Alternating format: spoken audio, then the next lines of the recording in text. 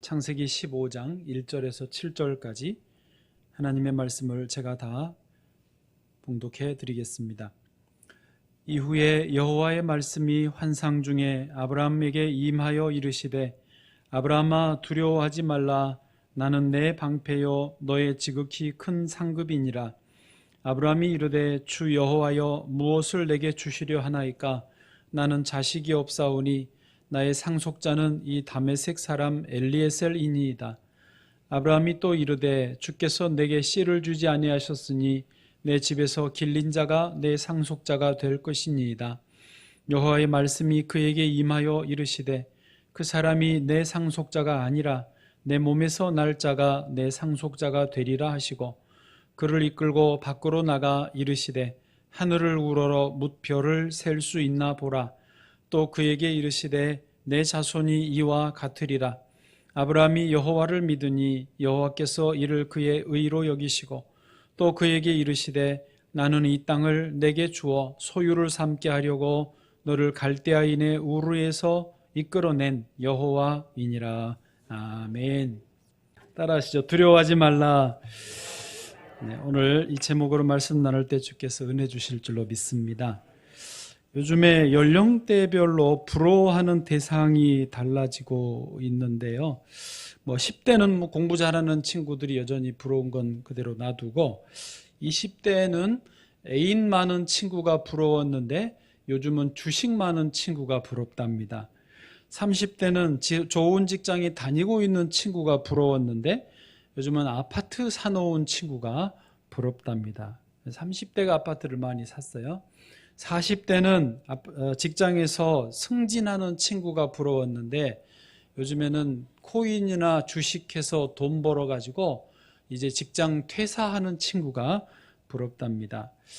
50대는 친구들끼리 만났을 때 밥값을 낼 수 있는 친구가 제일 부러웠는데 다 필요 없고 백신 맞은 친구가 부럽습니다.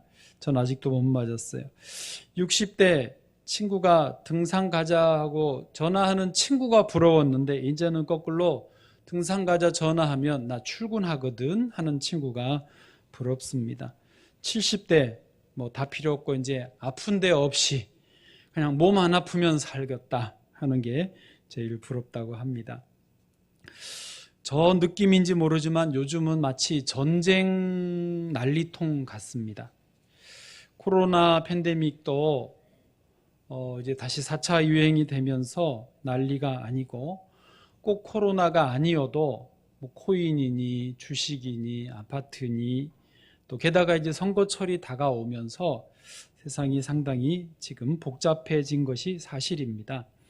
이럴 때 부러운 사람들도 있으시겠고 또 나는 가만히 있는데 공연히 내가 손해보는 것 같고 또 그래서 같이 오는 게 인간의 어떤 본질적인 존재의 어떤 느낌, 두려움이 찾아오는 것이 사실입니다. 요즘에 더 많은 것 같아요. 예를 들면 코로나 걸리면 어떡하지? 그러니까 일단은 제일 크고 백신 맞으신 분들은 편안하시겠지만 또 이런 코로나 상황 때문에 계획이 자꾸 어긋나고 거대한 조류에 전쟁 난리통에 피난민들 휩쓸리듯이 지금 그렇게 이리저리 떠밀려 가고 있는 이 상황에 이러다가 그냥 내 뜻한 바 이루지도 못하고 내 계획한 바 이루지도 못하고 인생 끝나는 거 아닌가 하는 두려움이 있습니다. 그런데요, 이런 코로나나 복잡한 상황이 아니어도 인생은 기본적으로 언뜻 문득 두려움을 느낀다고 합니다. 저도 놀란 것은 그 세계적으로 스포츠 스타가 되었던 김연아 선수도 그 인터뷰한 기사를 책으로 이렇게 묶어 놓은 거를 이렇게 들여다봤는데 이런 느낌을 자기가 인터뷰에서 했어요. 하루에도 수십 번씩 내가 왜 이러고 있지? 내가 왜 여기 있지? 내가 왜 이러고 있어야 하지? 하는 생각에 너무 혼란스러웠고 링크에 들어가서도 가만히 서 있었다. 말도 안 하고 울지도 않고 그냥 정신 나간 사람처럼 그렇게 며칠을 보냈다. 이게 무슨 특별한 일이 있는 게 아니라 그냥 연습하면서 자기 일상을 사는 중에 이런 어떤 막연한 두려움, 그런 참 정신 나간 사람처럼 그렇게 힘들게 보냈다라고 하는 표현을 보면서 우리는 누구나 본질적으로 두려움을 느끼게 되어 있다는 것이죠. 그래서 성경에서 하나님이 제일 자주 하신 명령 중에 하나가 두려워하지 말라예요. 예. 오늘 본문에서 등장하는 믿음의 조상 아브라함도 두려움을 느끼고 있었던 모양입니다. 아브라함이 크게 두려워하는 이유가 두 가지가 등장을 해요. 앞뒤 문맥을 찾아보면 하나는 뭐였냐면 자기가 죽을까 하는 두려움이었습니다. 그게 그냥 막연한 죽음에 대한 두려움이 아니라 실제로 그랬어요. 왜냐하면 지금 오늘 본문이 창세기 15장인데요. 바로 앞장 14장에서 한바탕 전쟁이 있었습니다. 4개의 부족 국가가 연합해서 당시에 그 가나안 주변 지역을 다 휩쓸고 지나갔는데 그때 하필 아브라함의 조카 롯의 가족들이 소돔송에 있다가 그 4개 연합군의 포로로 잡혀갔어요. 그리고 가축 재산 다 빼앗겼고요. 그 소식을 들은 아브라함이 자기 집에서 길리고 연습한 종들 318명을 데리고 한밤중에 쫓아가서 기습을 해가지고 그 4개 부족을 물리치고 롯의 가족과 재산을 되찾아온 일이 바로 14장에 있었습니다. 그런데 이제 아브라함이 돌아와서 전쟁은 이겼지만 앉아서 생각해 보면 이제 큰일 난 거예요. 왜냐? 그 4개 부족 국가들이 왕이 4명인데 군인도 얼마나 많겠어요? 자기들이 밤에 기습으로 당하긴 했지만 어느 놈이냐? 누가 우리를 감히 공격했냐? 아브라함이라는 사람이다. 가자! 그래가지고 내 부족이 쳐들어오면 아브라함은 끝장입니다. 자, 그거를 생각하니까 내가 죽을 수도 있겠다라는 두려움 가운데 지금 앉아 있는 거예요. 이해되시죠? 그게 하나고요. 또 하나 아브라함이 두려운 이유는 자기에게 후손이 아직 없다라는 겁니다. 하나님이 아브라함에게 이 땅을 너의 후손에게 주겠다라는 약속을 창세기 12장에서 분명히 하셨는데 아직 10년 지나 15년 지나 아직 없어요. 기미도 안 보여요. 아들을 안 주시겠구나. 결국 안 되겠구나. 이러다 끝이겠구나라고 하는 것이 아브라함의 두려움이었습니다. 자, 그런 아브라함에게 하나님이 나타나셔서 오늘 창세기 15장 1절에 분명하게 말씀해 주시네요. 1절 같이 읽겠습니다. 시작. 이후에 여호와의 말씀이 환상 중에 아브라함에게 임하여 이르시되 아브라함아 두려워하지 말라. 나는 내 방패요 너의 지극히 큰 상급이니라. 아멘. 하나님이 두려워하고 있는 아브라함의 심정을 너무 잘 아시고 첫 마디가 아브라함아 두려워하지 마라. 얼마나 감사해요. 여러분 두려워하고 있는데 두려워하지 마라. 그 말씀을 들을 때 얼마나 위로가 되는지 몰라요. 그리고는 그 두 가지를 아브라함이 염려하는 두 가지를 짚어주세요. 하나는 나는 너의 방패다라고 하십니다. 아까 첫 번째 아브라함이 그 4개 부족 국가가 다시 자기에게 공격해 올까, 그래서 자기가 죽을까 하는 두려움이 있었는데 하나님이 나는 너의 방패야. 내가 너를 지켜줄게. 걱정하지 마. 너의 생명에는 아무 지장이 없어 라고 하시는 주의 음성을 들은 것이죠. 또 하나 자손이 없다라고 했지 않습니까? 아브라함 하나님이 그러십니다. 내가 너의 지극히 큰 상급이다. 너의 후손의 문제, 너의 이제 이후에 얻는 그 모든 문제 내가 책임질게. 다시 말씀해 주시는 것입니다. 할렐루야. 그렇습니다. 오늘날 우리도 그래요. 지금 코로나로 4차 유행하면서 사실은 두려움이 있는 게 사실이고 코로나가 아니어도 우리는 삶의 여러 고민들이 있는 게 사실입니다. 계획대로 안 되고 이리저리 떠밀려 가는 것처럼 느껴지고 있습니다. 난리도 난리가 아니에요, 지금. 그러나 하나님이 우리의 형편과 사정을 다 아시고 두려워하지 말라 말씀하시는 줄로 믿습니다. 우리 이사야 41장 10절 하나님의 음성으로 내게 주시는 말씀으로 읽겠습니다. 시작. 두려워하지 말라. 내가 너와 함께함이라. 놀라지 말라. 나는 내 하나님이 됨이라. 내가 너를 굳세게 하리라. 참으로 너를 도와주리라. 참으로 나의 의로운 오른손으로 너를 붙들리라. 아멘. 하나님이 들려주시는 말씀이에요. 또 오히려 한 걸음 나가서 여호수아서 1장 9절. 내가 내게 명령한 것이 아니냐? 강하고 담대하라. 두려워하지 말며 놀라지 말라. 너가 어디로 가든지 내 하나님 여호와가 너와 함께 하느니라 하시니라. 아멘. 사도행전 27장 24절 바울에게 하나님이 황제 앞에 설 거라고 말하십니다. 같이요. 바울아 두려워하지 말라. 너가 가이사 앞에 서야 하겠고 또 하나님께서 너와 함께 행하는 자를 다 내게 주셨다 하였으니. 아멘. 아멘. 하나님의 이 말씀대로 두려워하지 않게 되기를 축복합니다.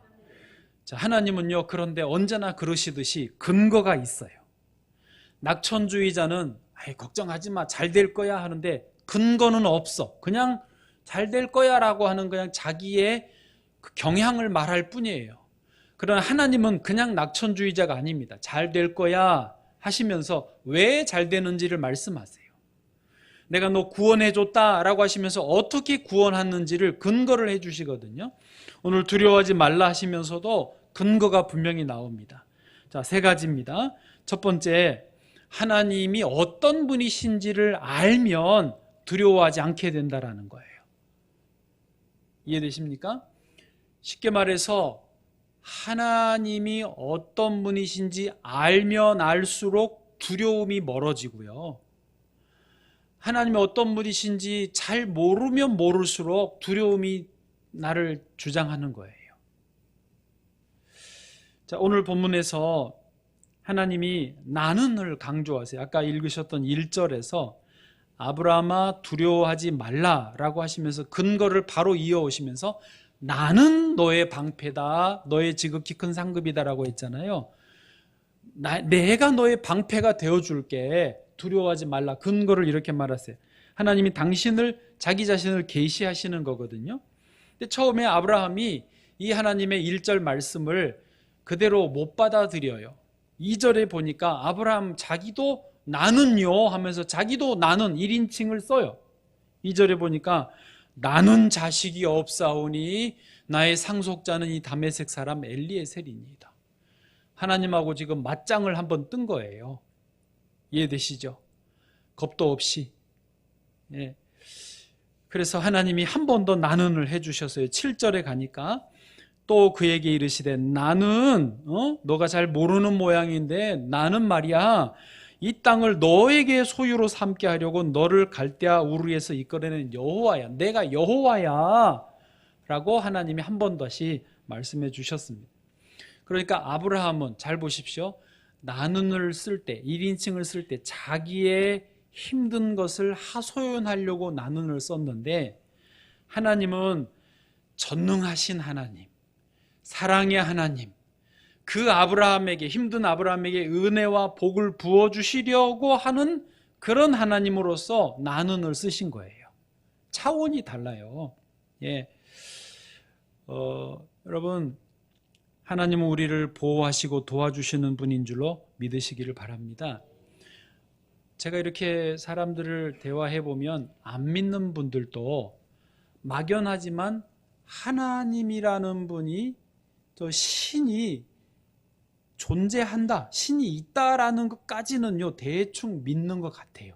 보면 아예 신을 존재를 부정하는 사람도 있어요. 있기는. 그렇지만 그래도 조금 살아본 분들은 신이 있다라고 하는 거는 인정을 하더라고요. 그런데 그 하나님, 그 신이 나를 보호해주고 나를 도와주는 분이다, 요거는 잘 못 믿는 거예요. 왜냐하면 그 하나님을 잘 모르니까 그런 거죠.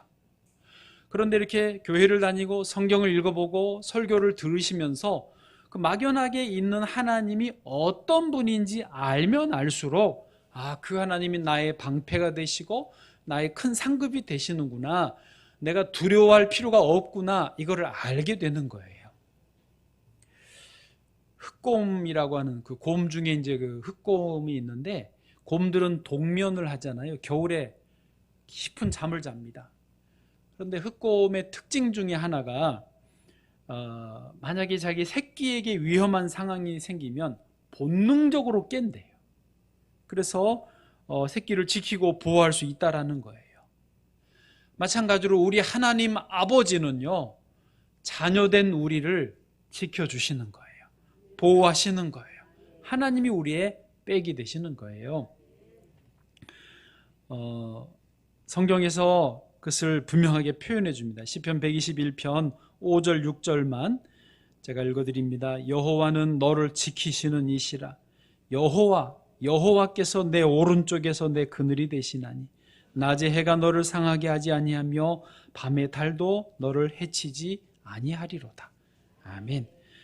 또요, 시편 27편 1절, 하나님을 신뢰하면 두려움이 사라집니다. 시작. 여호와는 나의 빛이요 나의 구원이시니 내가 누구를 두려워하리요. 여호와는 내 생명의 능력이시니 내가 누구를 무서워하리요. 아멘. 그렇습니다. 하나님을 알면 알수록, 하나님을 의지하면 의지할수록 두려움이 사라지는 것을 깨닫습니다. 그리고 어린 아기가 아빠 품에 안겨 있을 때 표정이 어때요? 벌벌벌 떨고 무서워합니까? 물론 이제 뭔가 죄를 지었을 때는 그럴 수 있죠. 그건 이제 특수 상황이고, 평상시에 아빠 품에 이렇게 안긴 아기는 세상 행복하고 즐겁고 평안합니다. 혜성이가 아빠한테 안겨 있으면 좋아하잖아요. 그렇죠? 네. 네. 여러분, 우리가 하나님 품에 있는 것을 깨닫기를 원합니다. 그래서 이거는 믿음으로 선포를 할 필요가 있습니다. 나는 하나님 아버지의 품에 안겨 있는 사람이야 라고 선포하실 필요가 있어요. 나는 하나님의 사랑을 받는 자녀야. 내 영혼아 두려워하지 말라. 나는 승리하리라. 나는 잘 되리라. 나는 안전하리라. 나는 주께서 보호해 주신다. 이렇게 선포할 필요가 있습니다. 하나님은 실제로 반석에서 물을 터뜨려 생수를 공급해 주셨습니다. 아침마다 만나를 내려 주셨습니다. 구름기둥 불기둥으로 보호하셔서 가나안 약속의 땅, 가나안 땅으로 인도해 주셨습니다. 어떤 대적자들을 주님께서 처리해 주셨습니다. 그런 하나님이 나의 보호자야. 나는 하나님의 품 안에 있어. 이렇게 믿음으로 선포하고 나아가시기를 축복합니다. 두 번째로 하나님이 근거로 주시는 게 뭐냐? 우리가 두려워하지 않을 이유. 하나님은 항상 최상의 선물을 주신다는 사실입니다. 저는 이 부분이 참 은혜가 됐어요. 하나님은요, 우리에게 차선책으로 주시지 않으세요. 하나님은 우리에게 그냥 어정쩡하게 선물을 주시지 않고 제일 좋은 것으로 선물을 주신다라는 것이죠. 한번 따라해 보세요. 하나님은 최고의 선물을 주신다. 자, 일단 왜 그러느냐면요, 하나님은 온 우주 만물의 창조주이십니다. 하나님은 이 세상의 모든 물질, 모든 생명들의 주인이세요. 하나님의 수준이 우리가 감히 상상할 수 없는 그런 수준이세요. 그러니 선물을 주시는 분의 품격, 수준에 맞게 우리에게 주세요. 그래서 우리에게 적당히 안 주시는 거예요. 제일 좋은 것을 주시는 거예요. 오늘 본문에서도 그랬습니다. 자, 아브라함에게 아까 두 번째 고민이 후손이 없는 거였거든요. 기다려도 안 주시니까 아브라함이 자기 머릿속으로 생각을 했습니다. 계산을 한 거예요. 뭐냐?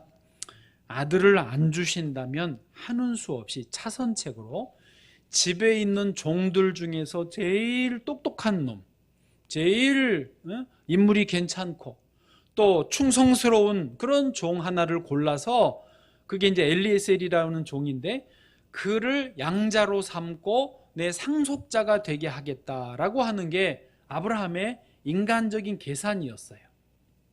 그것을 하나님에게도 표현을 합니다. 오늘 본문의 2절을 보시면요, 아브라함이 이르되 주 여호와여 무엇을 내게 주시려 하나이까?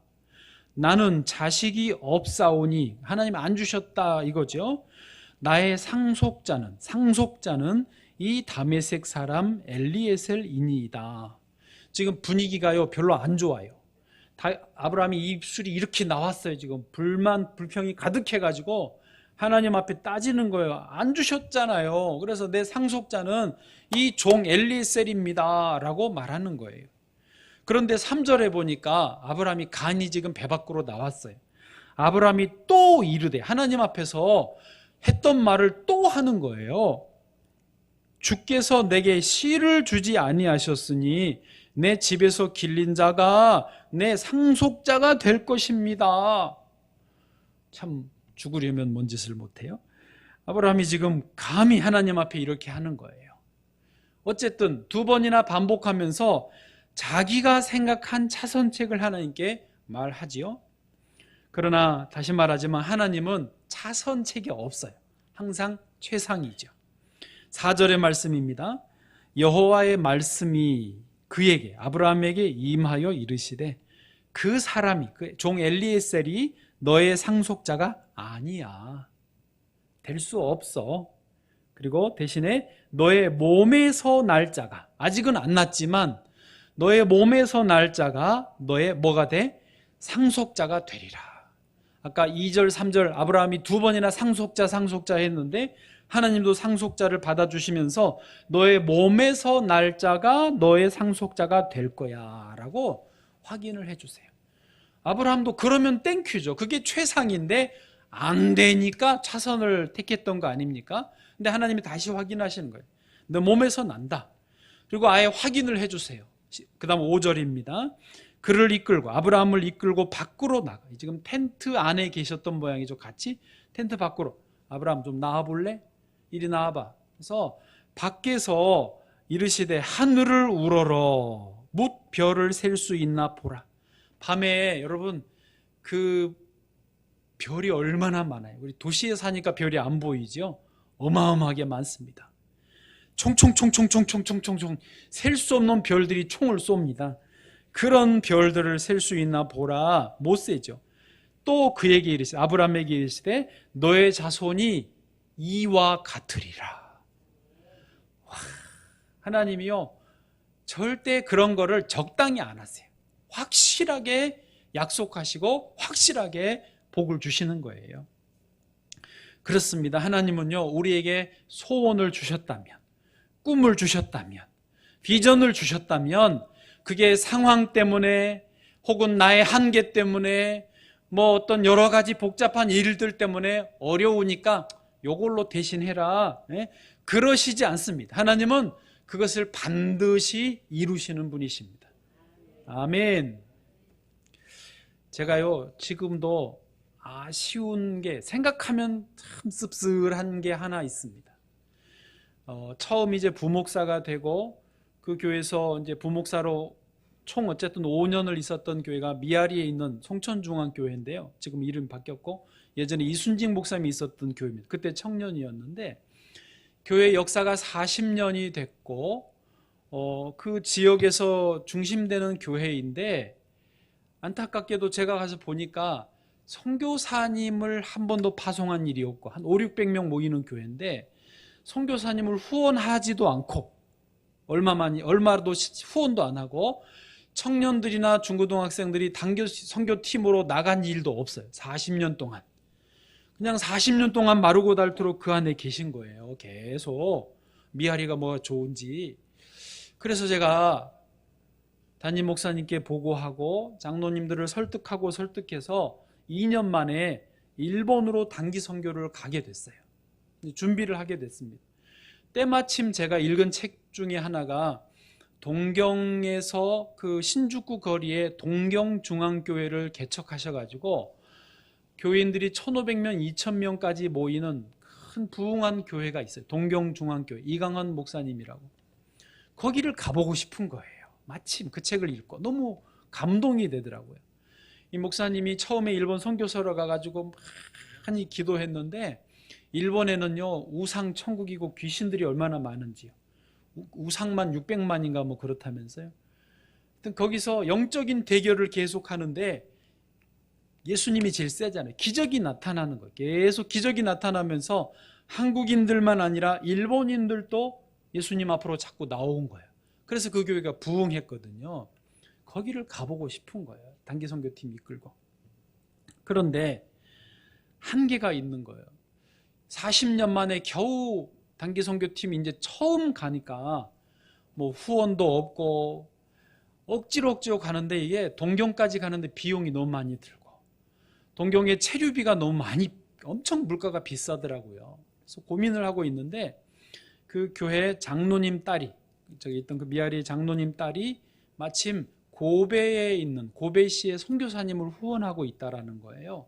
고베로 가면 어떠냐는 거예요. 고베는 물가도 좀 싸고 거리도 조금 가까워서 항공료도 저렴하고 여러 가지가 전략이 되겠더라고요. 그래서 동경이냐 고베냐 동경이냐 고민하다가 결국은 고베로 갔어요. 그래서 고베를 잘 갔다 왔는데 갔다 와서 가만히 묵상하면서 평가를 해보니까 아쉬워. 사실은 돈이 문제가 아니고 믿음이 문제였어요.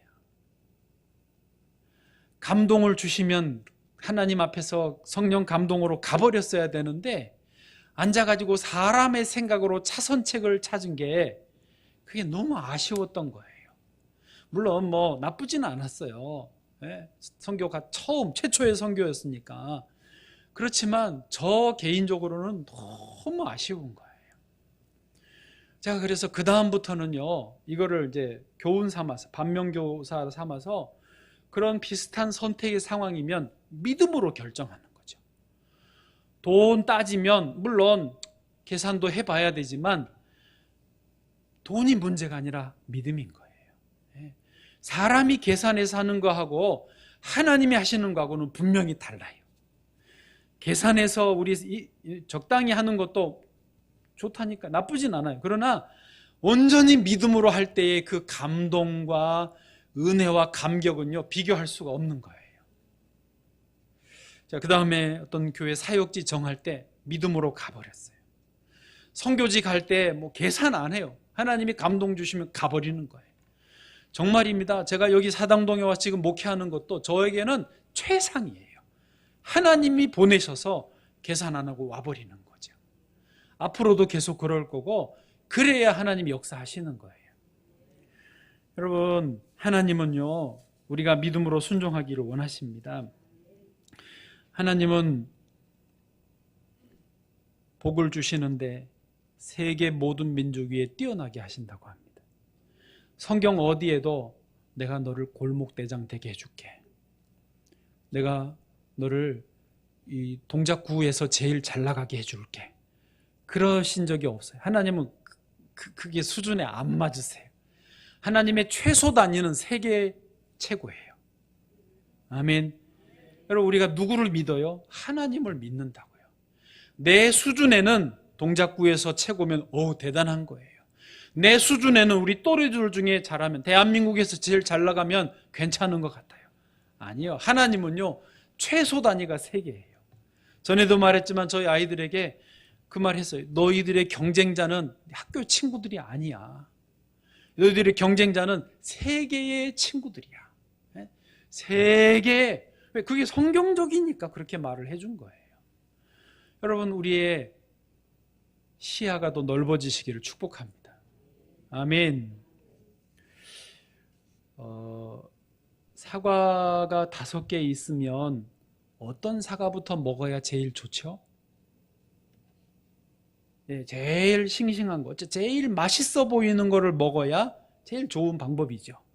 왜냐하면 그러면 5개를 먹는 내내 어쨌든 제일 맛있는 거를 먹었으니까 맛있게 사과를 먹는 거예요. 그 방법과 같습니다. 우리 모든 상황 속에서 하나님은 우리가 최상의 선택을 하기 원하시고 최고의 은혜를 누리기를 원하세요. 그게 아버지의 마음이에요. 적당히 대충 인간적인 계산으로 아닙니다. 귀신 들린 아들을 데려온 아버지가 예수님에게 주여 무엇을 하실 수 있거든 좀 고쳐주십시오 했을 때 예수님이 역정을 내셨어요. 그 무엇을 하실 수 있거든 그 말의 그 핵심이 뭐냐면 여러 병을 치료하는 방법들 중에 예수님도 하나라고 생각하는 거예요. 예수님이 조금 뭐 해주시면 아들이 조금 차도가 있지 않을까? 이런 어떤 기대치, 아주 낮은 기대치였습니다. 그러나 예수님은 아니죠. 할 수 있거든이 무슨 말이냐? 믿는 자에게는 능히 하지 못할 일이 없다. 능치 못함이 없다. 다 된다라고 선포하시는 것입니다. 우리가 그렇게 믿음으로 나아가기를 주님은 기뻐하세요. 여러분, 지금 코로나로 계획한 일들이 다 미루어지고 보류되고 취소됩니다. 뭐 저희 아이들도요 다 어긋나요. 계획이 어쩔 수 없어요. 저희도 물론 마찬가지고 교회도 지금 성경학교도 미루었습니다. 이런 상황이지만 하나님은 하나님의 계획을 이루어가고 계시는 거예요. 이 와중에도, 이 참 난리통 같은 와중에도 하나님은 최고의 선물을 주기 원하시는 거예요. 이걸 믿어야 돼요. 이걸 붙들어야 되는 거예요. 여러분, 하나님이 주신 사명이 있으십니까? 하나님 주신 소원이 있었습니까? 꿈과 비전이 있었습니까? 그걸 붙들고 나가십시오. 네, 난리통에도요 소원은 이루어지는 거예요. 꿈은 이루어지는 거예요. 주께서 주신 사명은 감당해야 되는 거예요. 할렐루야.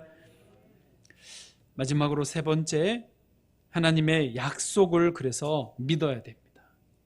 이 하나님의 약속을 붙들라는 거예요.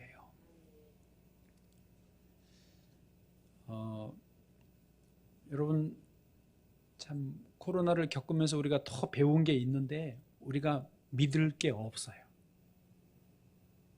여러분, 지금 뭘 믿으실 수 있어요? 가족도 뭐 서로 신뢰해야 되지만 가족을 완전히 믿을 수는 없잖아요. 나 자신을 믿을 수 있습니까? 여러분, 목사도 믿지 마세요. 제가 늘 말하지만 목사는 믿음의 대상이 아니에요. 저는 말씀을 전해드리고 신앙적으로 안내를 해주는 사람이지 믿음의 대상이 아닙니다. 뭐 건강을 믿으시겠습니까? 돈을 믿을 수 있습니까? 뭐 미안하지만 정부, 뭐 국가 믿을 수는 없어요. 국가가 잘 도와주면, 잘 이끌어주면 감사한 일이지만 믿음의 대상은 아니에요. 우리에게 믿음의 대상은 누구냐면요, 하나님이시고 구체적으로 하나님의 약속의 말씀입니다. 아멘. 이스라엘 백성들이 2000년 동안 국가가 없이, 나라가 없이 온 세계를 떠돌았잖아요. 근데 이분들이 진짜 대단한 것은, 진짜 우리가 배워야 될 것은 그 하나님의 약속의 말씀, 비록 구약 성경이지만 말씀을 이분들이 계속 믿은 거예요. 참 대단한 거예요. 말씀을 외우고 토요일마다 아이들과 같이 말씀을 계속 공부하고 하브루타 질문하고 말씀을 마음에 계속 새겨주면서 말씀을 붙들고 2000년을 그렇게 대대 이어온 거예요. 그랬더니 진짜 거짓말처럼 우리가 아는 지금 저 팔레스틴의 이스라엘이라고 하는 나라가 다시 세워졌어요. 여러분, 지금은 있어서 그렇지 2000년 동안 없었어요. 이스라엘이.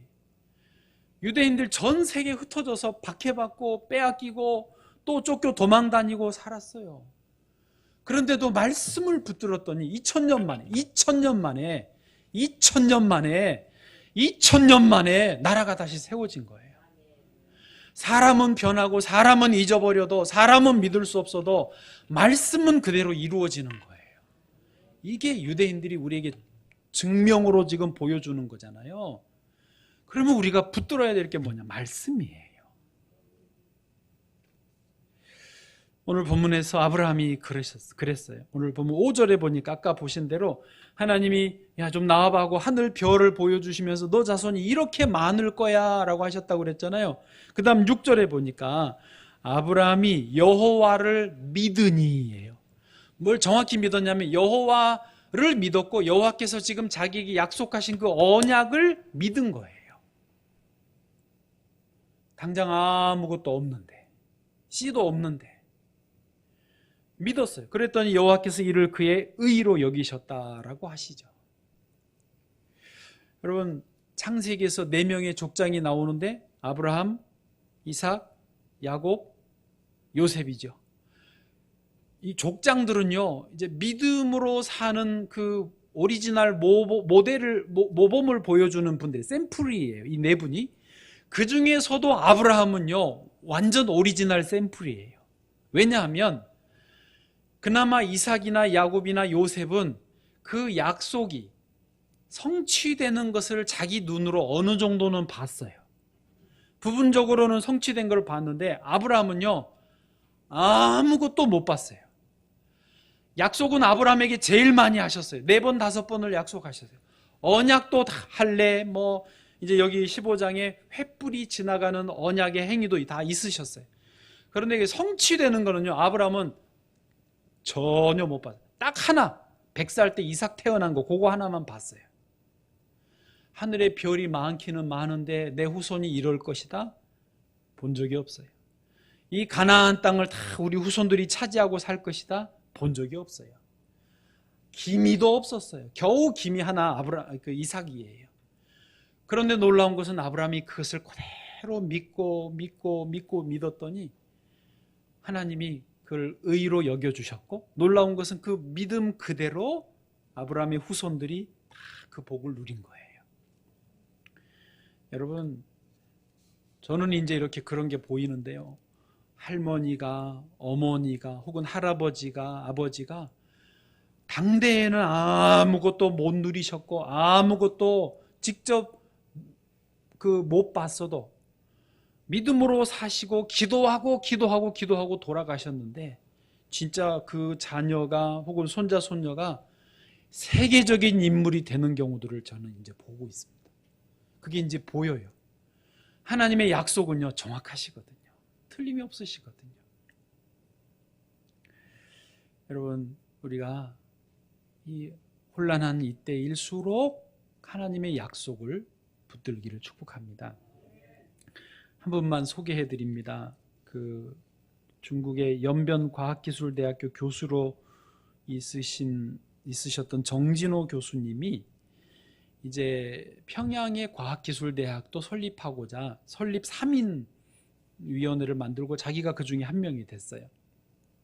이분은 서울대 나오고 MIT 공대 박사한 분인데, 그 MIT에서 공부하다가 예수님을 만난 거예요. 그래서 자기가 그 학위 딴 걸로 교수하면서 편하게 살면 살겠지만 그 삶이 별로 좋아 보이지 않는 거예요. 이제 내가 이 공부한 것으로 예수님을 위해서, 또 하나님이 사랑하시는 다른 잃어버린 민족들, 영혼들을 위해서 내가 봉사하며 사는 게 훨씬 가치가 있겠다. 그래서 그렇게 이제 중국 연변으로 간 거예요. 그러면서 평양에 과학기술대학을 설립하려고 이제 진행을 하는데, 그 멈출 수 없는 하늘의 열정이라는 책을 그분이 쓰셨거든요. 그런데 그 책에 그런 내용이 나와요. 뭐냐면 평양에서 이제 북한 정부가 내준 과기대의 캠퍼스 터전이 있을 거 아닙니까? 그래서 건물을 지으려고 토목공사를 하다가 교회 종탑이 나왔어요. 그래서 이게 어느 교회 종탑인가 하고 조사를 해보니까 평양에 처음에 그 토마스 선교사님이 와서 성경을 대동강변에서 전해주다가 그 셔먼호 타고 와서 대동강변에서 전해주다가 칼 맞아 순교하신 토마스 선교사가 있어요. 영국 선교사님인데 젊은 20 몇 살에 거기서 대동강변에서 돌아가셨거든요.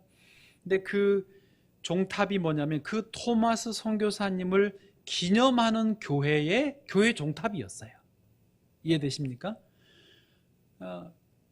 그러니까 결국은 그 평양 과기대 캠퍼스 터전이, 대학 터가 토마스 선교사님 기념교회 예배당 터예요.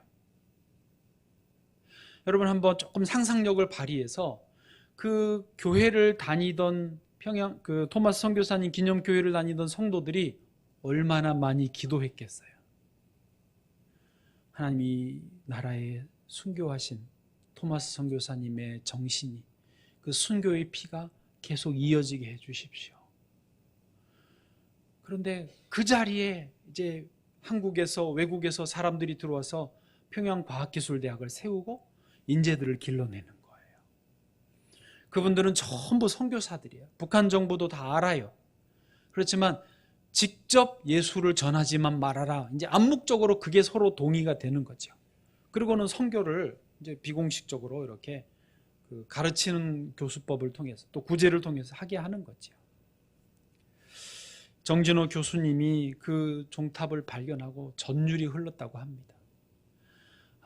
우리는 몰랐어도 또 그 토마스 기념교회에서 기도하셨던 분들이 기도하고 다 돌아가시고 박해받고 돌아가셨을지라도 하나님은 그 하나님의 일을 이루어 가시는구나. 그래서 더 그 과학기술대학을 세우고 이제 거기서 가르치게 됐다라는 것입니다. 여러분, 하나님은요, 약속하신 바를 반드시 이루시는 분이십니다.